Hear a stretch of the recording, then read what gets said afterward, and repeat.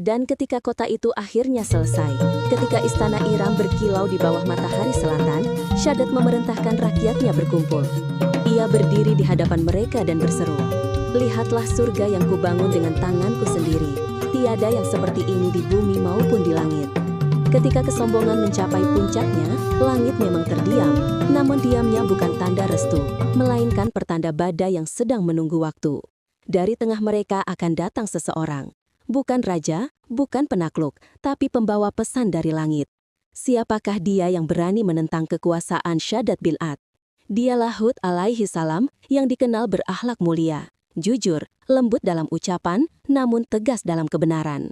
Seorang lelaki dari garis keturunan yang suci, silsilahnya bersambung kepada para nabi. Hud bin Abdullah, bin Robbah bin Khulud bin Ad bin Aus bin Aram, Iram bin Sam bin Nuh alaihi salam.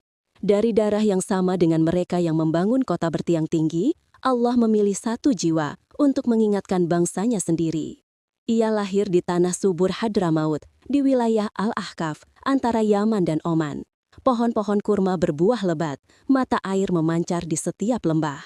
Hud alaihi salam tumbuh di tengah kaum yang kuat dan makmur, namun tertipu oleh kekuasaan mereka sendiri. Ia melihat bagaimana berhala-berhala dari emas dan perunggu dihias minyak wangi dan dupa, sementara manusia yang membuatnya dibiarkan haus dan lapar. Ia mendengar nama-nama yang diagungkan Syamat, Syamut, dan Huran, 3 berhala bisu yang mereka sebut dewa kekuatan. Dan ketika wahyu turun kepadanya, ia diperintahkan menegur sang tiran Raja Shaddad dan menantang bangsa yang telah menjadikan kekuasaan sebagai agama baru mereka. Namun tugas itu bukanlah hal mudah. Hati kaum Ad telah mengeras bagaikan batu yang mereka sembah. Wahai kaumku, sembahlah Allah, tidak ada Tuhan bagimu selain Dia selama ini. Kamu hanyalah mengada-ngada dengan mempersekutukan Allah. Quran Surah Hud ayat 50. Namun kata-katanya seperti dilemparkan ke dinding batu.